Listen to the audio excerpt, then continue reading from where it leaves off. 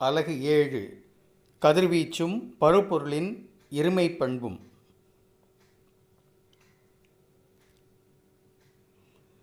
பயிற்சி கணக்குகள் 13, 14 மற்றும் 15 பகுதி 7 ஏழாவது அலகின் இறுதிப் பகுதி.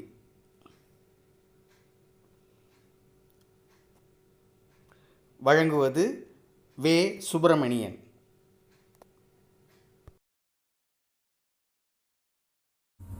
அலகு 7 கதிர்வீச்சும் பருப்பொருளின் இருமை பண்பும் பாடத்தில் பயிற்சி கணக்கு 13. டியூட்ரானும் ஆல்பா துகளும் ஒரே மின்னழுத்தத்தினால் முடுக்கப்படுகின்றன. இவற்றில் எந்த துகளுக்கு 1 டீப்ரை அலைநீளம் அதிகம், 2 இயக்க ஆற்றல் குறைவு? இந்த கணக்கில் கொடுக்கப்பட்ட தகவல் என்பது டியூட்ரானும் ஆல்பா துகளும் முடுக்கப்படும் மின்னழுத்தம் V என்பது. ஏனென்றால் ரெண்டும் ஒரே மின்னழுத்தத்தால் முடுக்கப்படுகிறது என்பதனால நான் V என்று வைத்துக் கொள்கிறேன். இப்போது இயக்க ஆற்றலுக்கான எந்த ஒரு துகளும் மின்புலத்தில் இயங்கி வரும்போது அது பெறக்கூடிய இயக்க ஆற்றல் QV. Q என்பது துகளினுடைய மின்னூட்டம், V என்பது முடுக்கப்படக்கூடிய மின்னழுத்தம். அது அதனுடைய இயக்க ஆற்றல் mv²/2க்கு சமமாக இருக்கும். இந்த வாய்ப்பாடு அடிப்படையான வாய்ப்பாடு. இப்போது டியூட்ரானினுடைய இயக்க ஆற்றல் நமக்கு வேண்டும்.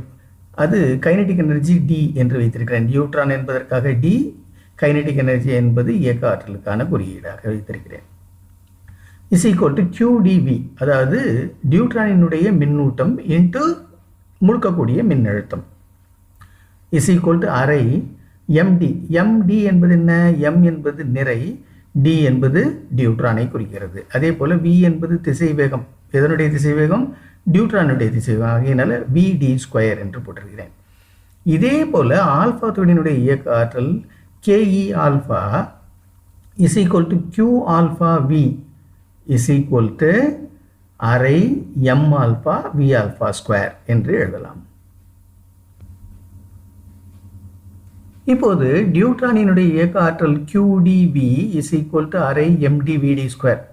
அதே போல ஆல்பா துகளினுடைய இயக்க ஆற்றல் Q ஆல்பா V அரை m ஆல்பா V ஆல்பா². டியூட்ரானை பொறுத்தளவில் ஒரு புரோட்டானும் ஒரு நியூட்ரானும் அணுக்கருவில் இருக்கும். அதுவே ஆல்பா துகளை எடுத்துக்கொண்டால் 2 புரோட்டானும் 2 நியூட்ரானும் இருக்கும். 2 டியூட்ரான்களினுடைய மின்னூட்டம் ஆல்பா துகளினுடைய மின்னூட்டத்திற்கு சமமாக இருக்கும். அதே போல 2 டியூட்ரான்களினுடைய நிறை ஒரு ஆல்பா துகளினுடைய நிறைக்கு சமமாக இருக்கும். இதை ரெண்டையும் வைத்து நான் எழுதியிருக்கிறேன். அதாவது 2 QD, அதாவது 2 Q என்பது மின்னூட்டம், D என்பது டியூட்ரான். டியூட்ரானுடைய மின்னூட்டத்தை போல 2 மடங்கு ஆல்பா துகளினுடைய மின்னூட்டம் Q ஆல்பா. அதே போல ஒரு டியூட்ரானுடைய நிறையை போல 2 மடங்கு ஒரு ஆல்பா துகள் இருக்கும். ஆகையினால 2md m ஆல்பா. ஆகவே 2 புதிய சமன்பாடுகள் 1 என்று 2 இரண்டையும் எழுதியிருக்கிறேன். அடுத்தது டியூட்ரானுடைய இயக்க ஆற்றல் KED QdV. அதே போல ஆல்பா துகளினுடைய இயக்க ஆற்றல் KE ஆல்பா 2QD × V. ஏன் அவ்வாறு எழுதியிருக்கிறேன்? இந்த வாய்ப்பாடை நீங்கள் பார்க்கணும். இந்த வாய்ப்பாடில் என்ன கொடுத்துருக்குது? 2QD Q alpha. ஆகையினால Q ஆல்பா என்பதற்கு பதிலாக Q ஆல்பாக்கு பதிலாக 2QD என்று போட்டிருக்கிறேன். இது இந்த 1வது வாய்ப்பாடுலேருந்து நான் எடுத்து வந்து இங்கே போட்டிருக்கிறேன். இப்போ ஆல்பா துகளினுடைய இயக்க ஆற்றல் 2QD × V. ஆல்பா துகளின் இயக்க ஆற்றல் KE ஆல்பா 2 × டியூட்ரானுடைய இயக்க ஆற்றல் KED, அல்லது KE ஆல்பா 2KED என்று தெரியுது. அப்போது நமக்கு எதுக்கு அதிகமான ஆற்றல் இருக்கும்னு தெரியுது? இதிலேருந்து பார்க்கும்போது ஆல்பா துகளுக்கு ஆற்றல் அதிகமாக இருக்கும். எதை பார்க்கும்போது? டியூட்ரானை பார்க்கும்போது ஆற்றல் அதிகமாக இருக்கும். இங்கே பாருங்கள், QD × V அரை mdVd². Q ஆல்பா V அரை m ஆல்பா V ஆல்பா². இப்போ 2QD Q alpha, 2md m alpha. So இந்த QdV இருக்கு இல்லையா, இந்த இடத்துல அரை எம்டி விடி ஸ்கொயர், இதை பற்றி பிரச்சனையே இல்லை, ஏன்னா இது டைரெக்டாக இருக்குது. ஆனால் இங்கே வந்து பார்த்தீங்கன்னா இந்த வாய்ப்பாடில் 2md is equal to M ஆல்ஃபான்னு இருக்குது. அதே மாதிரி நமக்கு தெரிந்ததை அங்கங்கே சப்ஸ்டியூட் பண்ண போகிறோம். அதாவது q ஆல்ஃபா என்பது 2qd இல்லையா, ஆகையினால் 2qd இன்ட்டு v என்று போட்டிருக்கிறேன். Is equal to q alpha into விக்கு பதிலாக 2qd இன்ட்டு வின்னு போட்டிருக்கிறேன். அரை இன்ட்டு இங்கே என்ன இருக்குது, எம் ஆல்ஃபா இருக்குது. M alpha is equal to 2md, ஆகையினால 2md இன்ட்டு வி ஆல்ஃபா ஸ்கொயர்னு போட்டேன். மொத்தம் இப்போ புதுசாக 2 ஈக்குவேஷன் வந்துருக்குது. qdv இஸ் ஈக்குவல் டு அரை எம்டி விடி ஸ்கொயருங்கிறது 3, 2qdv இஸ் ஈக்குவல் டு அரை into 2 into m d v alpha square என்பது இன்னொரு வாய்ப்பாடு. மொத்தம் புதியதாக 2 வாய்ப்பாடு வந்துருக்குது. இப்போ பாருங்கள், 2qdv இஸ் ஈக்குவல் டு அரை into 2 into m d v alpha square, இது 4வது வாய்ப்பாடு நமக்கு தெரியும். 3வது வாய்ப்பாடு qdv இஸ் ஈக்குவல் டு அரை எம்டி விடி ஸ்கொயர் என்பது தெரியும். இப்போது 4வது சமன்பாடை 3வது அளவு வைக்கிறேன். ஏன்னா இந்த சமன்பாடை இதால் வகுக்கும்போது இங்கே 2 மட்டும்தான் மிஞ்சும். qdv என்ன ஆகிடும், கேன்சல் ஆகிடும். இதை எக்ஸ் மார்க் பண்ணி காமிச்சிருக்கிறேன் பாருங்கள். அடுத்தது இந்த வாய்ப்பாடில் நீங்கள் எடுத்துக்கிட்டிங்கன்னா இந்த 2வும் இந்த 2வும் கேன்சல் ஆகிடும். இந்த ஹாஃபில் இருக்கிற 2வும் இந்த 2வும் கேன்சல் ஆகிடும். ஸோ உங்களுக்கு என்ன கிடைக்கும் அப்படின்னா எம்டி வி ஆல்ஃபா ஸ்கொயர் கிடைக்கும். M d v alpha square. அதே மாதிரி இங்கே இருக்கிறது, இங்கே இதை பாருங்கள், 4வது சமன்பாடை 3வது வைக்கிறீங்க. அப்போது 2md v alpha square, 2md v alpha square, இங்கே m d v d square. Are you able to understand? அப்போ என்ன ஆகும், இந்த அரையும் கேன்சல் ஆகிடுச்சு. ஆக்சுவலாக இங்கே இதில் இருக்கிற இந்த அரையும் இதுவும் கேன்சல் ஆகிருக்கும். ஸோ இதையும் வகுக்கிறதுக்கு இது சமமாக இருக்கும். இதுலேயும் அதே மாதிரி எம்டி என்ன ஆகிடும், கேன்சல் ஆகிடும். So v alpha square by v d square is equal to 2 என்று கிடைக்கும். 2 v alpha square by v d square is equal to 2, அல்லது 2v alpha square is equal to 2vd square, அல்லது v alpha is equal to vd. அப்போது alpha தூளினுடைய திசைவேகமும் டியூட்ரானுடைய திசைவேகமும் எப்படி தான் இருக்குது, இங்கே சமமாக தான் இருக்குதுன்னு தெரியுது. ஸோ டீப்ரை சமன்பாடு நமக்கு தெரியும், lambda is equal to H by MP. அதே இது ஆல்ஃபா துகளுக்காக இருந்தால் lambda alpha is equal to H by M alpha V alpha. டியூட்ரானுக்காக இருந்தால் lambda D is equal to H by MD VD. இப்போ நமக்கு தெரிந்தது V alpha is equal to VD, அதே மாதிரி M alpha is equal to 2md. ஆகையினால lambda alpha is equal to எழுதலாம் H by 2md into விடின்னு எழுதுகிறேன். அப்போ இந்த 2 வாய்ப்பாடையும் நம்ம பார்க்கும்போது நமக்கு என்ன தெரியுது, இந்த இதில் ஹெச் பை எம்டி விடி இருக்கா, இங்கேயும் ஹெச் எம்டி விடி இருக்கா. அப்போது இந்த 2 இங்கே எட்டு பை பெருக்கினா என்ன கிடச்சிடும் நமக்கு, 2 alpha equal to H by MD VD is equal to lambda D. இப்போ இதுலேருந்து என்ன தெரியுது, 2 மடங்கு லாம்டாவினுடைய ஆல்ஃபாவினுடைய லாம்டா அலைநீளம் எதுக்கு சமமாக இருக்கும், டியூட்ரானுடைய அலைநீளத்துக்கு சமமாக இருக்கும் என்று தெரியுது. அடுத்து அலகு 7 கதிர்வீச்சும் பருப்பொருளின் இருமை பண்பும் பாடத்தில் பயிற்சி கணக்கு 14 பார்க்கலாம். இதில் என்ன கொடுத்துருக்காங்கன்னா, 81 வோல்ட் மின்னழுத்த வேறுபாட்டினால் முடுக்கப்படும் எலக்ட்ரானின் டீப்ரை அலைநீளத்தின் மதிப்பு என்ன, இந்த அலைநீளம் மின்காந்த நிறமாலையில் எந்த பகுதியில் அமையும் என்று கேட்டிருக்காங்க. இதில் கொடுக்கப்பட்ட தகவல் என்று நம்ம எடுத்துக்கொண்டால் எலக்ட்ரான் முடுக்கப்படும் மின்னழுத்த வேறுபாடு 81 வோல்ட் என்பது தான், வேறு எதுவும் அவங்க கொடுக்கல. நமக்கு தெரிஞ்சிருக்கிறது டீப்ரை சமன்பாடு நமக்கு தெரியும், ஏன்னா அது lambda equal to H by m p, அது பொதுவான சமன்பாடு நமக்கு தெரியும். ஆனால் நான் ஏற்கனவே பலமுறை சொல்லியிருக்கிறேன், எலக்ட்ரானினுடைய மின்னூட்டத்தினுடைய மதிப்பு இது மனப்பாடமாக நமக்கு தெரிஞ்சிருக்கணும். அதே மாதிரி எலக்ட்ரானுடைய நிறையினுடைய மதிப்பும் நமக்கு கண்டிப்பாக தெரிந்திருக்கணும். அதே போல் இந்த ஹெச், அதாவது பிளாங்க் மாறிலியினுடைய மதிப்பும் நமக்கு தெரிந்திருக்கணும். எலக்ட்ரானுடைய மின்னூட்டத்தின் மதிப்பு நமக்கு தெரியும், 1.602 இன்ட்டு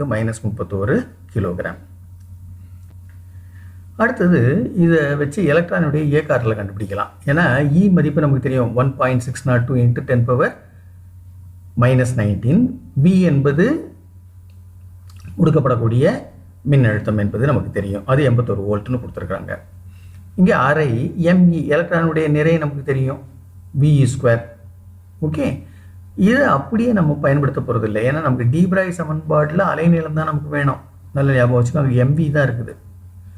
ஸோ இதை MVயாக மாற்றணும். அப்போ நான் என்ன பண்ணுறேன்னா இந்த 2 எட்டுன்னு வந்து இங்கே முதல்ல பெருக்கிறேன். 2EV கிடைக்கும். அது M² ME VE² இருக்கும். இப்போ இதை ஒரு ME-யால் இந்த பக்கம் பெருக்கிறேன். இல்லை சைடில் பெருக்கினால் இங்கே ME² VE² இருக்கும். இந்த ME² VE²க்கு ரூட்டு கண்டுபிடிச்சேன்னு வச்சுப்போம். இந்த ME² VE² மதிப்பு எவ்வளவு? 2ME EV. ஸோ இதுக்கு ரூட் கண்டுபிடிச்சா எனக்கு கிடைச்சிடும் ME VE கிடைச்சிடும். ஹெச் பிளாங்க் மாறிலி தெரியும். ME VE தெரிஞ்சால் அதுலேருந்து நம்ம எதை கண்டுபிடிச்சிடலாம்? எலக்ட்ரானுடைய அலைநீளத்தை நம்ம கண்டுபிடிச்சிடலாம். ஸோ அதுக்காக ஃபஸ்ட்டு என்ன செய்கிறேன், இந்த வாய்ப்பாடை அப்படியே எழுதிட்டு வரேன். அதாவது எலக்ட்ரான் அலைநீளம் λ h/ME VE போட்டேன். அடுத்து எலக்ட்ரானுடைய அலைநீளம் λ h இந்த மதிப்பு போட்டேன். 2ME EV போட்டேன். இப்போ ஹெச் மதிப்பு நமக்கு தெரியும் 6.626 × 10⁻34. இந்த 2 அப்படியே எழுதிட்டேன். இந்த ME 9.11 × 10⁻31. அடுத்தது 1.602 × 10⁻19 எலக்ட்ரானுடைய மின்னூட்டம். V என்பது 81 வோல்ட். இவ்வளவும் எழுதியாச்சு. நெக்ஸ்ட் பிரதியிட்ட பிறகு ஃபஸ்ட்டு நம்ம என்ன செய்யணும், 10 ஒன்றாக்கணும், நம்பர்லாம் ஒன்றாக்கணும். அதுதான் நம்ம ஃபஸ்ட்டு செய்கிற வேலை. அந்த அடிப்படையில் 2 × 9.11 × 1.602 × 81 அதை போட்டாச்சு. இங்கே பார்த்தேன்னா 10⁻31 10⁻−19 இருக்குது. அது ரெண்டையும் சேர்த்துட்டேன். இங்கே என்ன ஆகும்? 6.626 × 10⁻34. இது எல்லாத்தையும் பெருக்கி கிடைக்கிறது 2364.26. அதாவது 2364.26 × 10⁻−50 என்று கிடைக்கும். அடுத்தது நம்ம இதுக்கு ரூட் கண்டுபிடிக்கணும். 10⁻−50க்கு ரூட்டு 10⁻−25. இதனுடைய ரூட்டு 48.62. ஸோ இப்போது நம்ம பின்னம் வந்து சுருங்கிடுச்சு, ஈஸி ஆகிடுச்சு. ஸோ λ = 6.626 × 10⁻−34. இந்த -25 மேலே போனால் +25 ஆகிடும் பை 48.62. அல்லது λ = 6.626 ×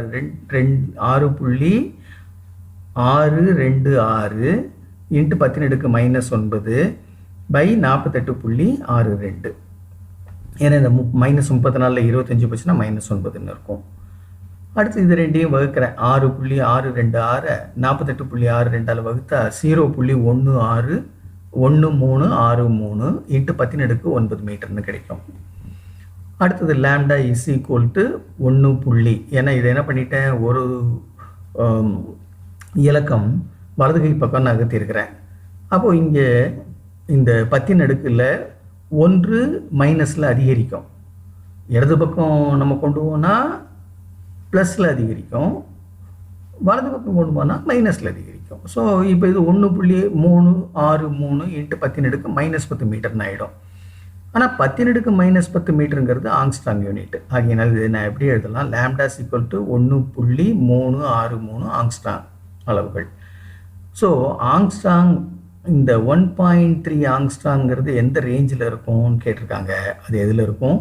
எக்ஸ் கதிரினுடைய அலைநீளத்தில் இருக்கும். அடுத்தது அலகு 7 கதிர்வீச்சும் பரப்புள்ளின் இருமை பண்பும் பாடத்தில் பயிற்சி கணக்கு 15க்கு வருவோம். இதில் என்ன கொடுத்துருக்காங்கன்னா 512 வோல்ட் மின்னழுத்தம் மூலம் முடுக்கப்படும் புரோட்டான்களின் டீப்ரை அலைநீளம் மற்றும் எக்ஸ் வோல்ட் மின்னழுத்தம் மூலம் முடுக்கப்படும் ஆல்ஃபா துகளின் டீப்ரை அலைநீளம் இவற்றுக்கு இடையிலான தகவு 1 என்றால் எக்ஸின் மதிப்பை காண்க அப்படின்னு கொடுத்துருக்குறாங்க. ஸோ கொடுக்கப்பட்ட தகவல் என்ன? புரோட்டான்களினுடைய முடுக்கு வைக்கும் மின்னழுத்தம் Vp, அது 512 வோல்ட் என்று கொடுத்துருக்குது. ஆல்ஃபா துகளினுடைய முடுக்கு வைக்கும் மின்னழுத்தம் Vα, அது எக்ஸ் வோல்ட்னு கொடுத்துருக்குது. புரோட்டான்களினுடைய டீப்ரை அலைநீளம் λp ஆல்ஃபா துகளினுடைய டீப்ரை அலைநீளம் லாம்டா ஆல்ஃபா. இந்த ரெண்டுக்கும் உள்ள விகிதம் எவ்வளவு? 1. அல்லது இந்த 2 அலைநீளங்களும் ஒன்றுக்கொன்று சமமாக இருக்கும்னு அர்த்தம். ஆல்ஃபா துகள்ங்கிறது 2 புரோட்டான்களையும் 2 நியூட்ரான்களையும் கொண்டது. ஆகவே ஒரு ஆல்ஃபா துகளினுடைய நிறை 4 புரோட்டான்களினுடைய நிறைக்கு சமம். அதாவது m ஆல்ஃபா, ஆல்ஃபா துகளினுடைய நிறை is equal to 4 mp, 4 புரோட்டான்களுடைய நிறைக்கு சமம். அதே போல ஆல்ஃபா துகளினுடைய மின்னூட்டம் Q ஆல்ஃபா 2 மடங்கு புரோட்டானின் மின்னூட்டத்திற்கு சமம். அல்லது Q ஆல்ஃபா என்ற ஆல்ஃபா துகளினுடைய மின்னூட்டம் is equal to 2 QP. அப்போ புதுசாக 2 சமன்பாடு நான் கண்டுபிடிச்சாச்சு. பொதுவான சமன்பாடு எடுத்துப்போம். பொதுவான சமன்பாடு QV is equal to mv²/2. இதில் துகளினுடைய மின்னூட்டம்ங்கிறது Q, முடுக்குவிக்கும் மின்னழுத்தம் V, துகளினுடைய நிறை M, துகளினுடைய திசைவேகம் V. இப்போ இந்த வாய்ப்பாடை 2 வாய்ப்பாடை எழுதிக்கிறேன். அதாவது புரோட்டானுக்காக ஒரு வாய்ப்பாடு QP × VP is equal to mp/Vp²/2. இது வந்து இயக்க ஆற்றல், நல்லா ஞாபகம் வச்சுங்க, மறந்துடக்கூடாது. அதே மாதிரி Q alpha V alpha is equal to m alpha V ஆல்ஃபா² என்று ஆல்ஃபா துகளுக்கான வாய்ப்பாடு எழுதியாச்சு. அதே மாதிரி டீப்ரை சமன்பாடு எடுத்துக்குவோம். டீப்ரையினுடைய பொது வாய்ப்பாடு lambda is equal to h/mv. துகளினுடைய அலைநீளம் லாம்டா, பிளாங்க் மாறிலி h, துகளின் நீளம் நிறை m, துகளினுடைய திசைவேகம் v. ஸோ இப்போது இதே மாதிரி புரோட்டானுக்கு ஒரு வாய்ப்பாடும் அதே மாதிரி ஆல்ஃபா துகளுக்கு ஒரு வாய்ப்பாடுமா எழுதியிருக்கேன். அதாவது lambda p is equal to h/mp/Vp, lambda alpha is equal to h/m alpha V alpha என்று எழுதியிருக்கிறேன். இப்போ next lambda alpha is equal to h/m alpha V alpha, lambda p is equal to h/mp/Vp, இந்த ரெண்டையும் வகுக்கிறேன். ஏன்னா இது ரெண்டும் சேர்ந்து இது ரெண்டையும் வகுத்தா மதிப்பு எவ்வளோன்னு கொடுத்துருக்காங்க, 1ன்னு முதலே கொடுத்துருக்காங்க கணக்கில் நமக்கு கொடுக்கப்பட்ட தகவல்களில். அப்போது h m alpha V alpha by h mp/Vp is equal to 1. இந்த h கேன்சல் ஆகிடுமா? So m alpha V alpha by mp/Vp is equal to எவ்வளோன்னு இருக்கும்? 1ன்னு இருக்கும். அல்லது இங்கே அந்த வாய்ப்பாடு எழுதியிருக்கேன், m alpha V alpha by mp/Vp is equal to 1ங்கிறத 3ஆவது சமன்பாடாக எடுத்துருக்கிறேன். இப்போ 4ஆவது சமன்பாடு 4 × அதாவது 1ஆவது சமன்பாடுலேருந்து நமக்கு தெரியும் 4 மடங்கு mp is equal to mn, m alpha, 4 மடங்கு mp is equal to m alpha. அதை இங்கே சப்ஸ்டியூட் பண்ணுறேன்.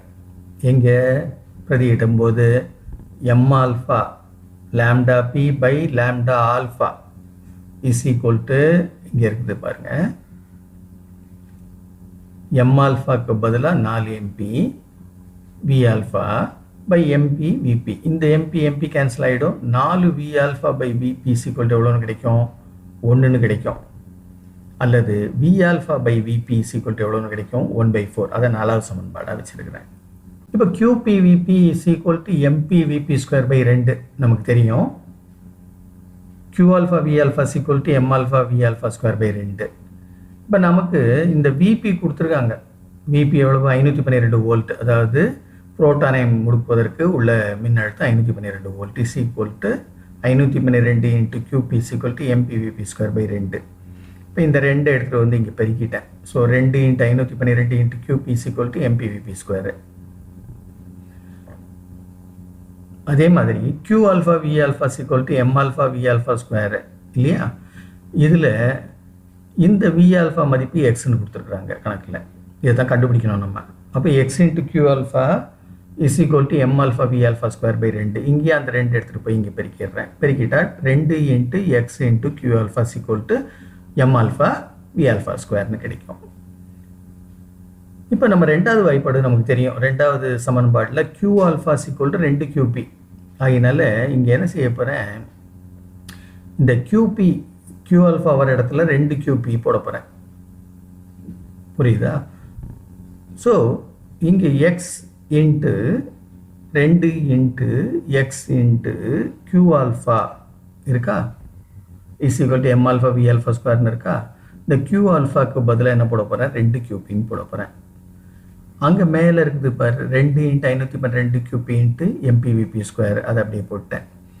இந்த QPயும் கேன்சல் ஆகிடும், இந்த ரெண்டும் கேன்சல் ஆகிடும். ஸோ நமக்கு என்ன கிடைக்கும் அப்படின்னா, இங்கே அடுத்த ஸ்டெப்பில் இந்த 2 இந்த 512க்கு கேன்சல் ஆகி 256 ஆகிடும். ஸோ மிச்சம் இருக்கிறது என்ன, நமக்கு இங்கே எக்ஸ் மட்டும் இருக்கும், இங்கே 256 மட்டும் இருக்கும். அதனால் எக்ஸ் பை 256. இங்கே m alpha v alpha square by mpvp square, m alpha v alpha mpvpன்னு எழுதி இங்கே இந்த v alpha ஸ்கொயரை பிரிச்சிடுறேன். எப்படி பிரிக்கிறேன்னா, v alpha into m alpha v alpha போட்டால் m alpha v alpha square வந்துடும். அதே மாதிரி mpvp இந்த vpயால் பிரிக்கினா mpvp ஸ்கொயர்னு ஆகிடும். இது ஏன் இந்த மாதிரி பிரிக்கிறேங்கிறத நம்ம அடுத்த ஸ்டெப்பில் பார்க்கலாம். இப்போ m alpha v alpha by mpvp இங்கே இருக்கா, எக்ஸ் இஸ் ஈக்குவல் டு இந்த 256 இங்கே கொண்டு போயிட்டேன். 256 m alpha v alpha by mpvp இதனுடைய மதிப்பு கொடுத்துருக்காங்க. எவ்வளோன்னு கொடுத்துருக்காங்க, 1 அப்படின்னு கொடுத்துருக்குறாங்க. Into v alpha by vp இது இப்போ தான் நம்ம கண்டுபிடிச்சிருக்கிறோம். எவ்வளோன்னு கண்டுபிடிச்சிருக்கிறோம், 1 இன்ட்டு 1/4, இந்த 1/4 நம்ம கண்டுபிடிச்சிருக்கோம். இப்போ தான் ஜஸ்ட் முன்னால் கண்டுபிடிச்சோம். இப்போ இந்த 3ஐயும் சப்ஸ்டியூட் பண்ணிவிடுவோம். 256 இதுக்கு பதிலாக 1, இதுக்கு பதிலாக 1/4. இது கேன்சல் ஆச்சுன்னா எவ்வளோ கிடைக்கும், X is equal to 64 volt. அப்போது ஆல்ஃபா துகளை முடுக்குவிக்க நமக்கு தேவைப்படக்கூடிய மின்னழுத்தத்தின் மதிப்பு எவ்வளவு, 64 வோல்ட்.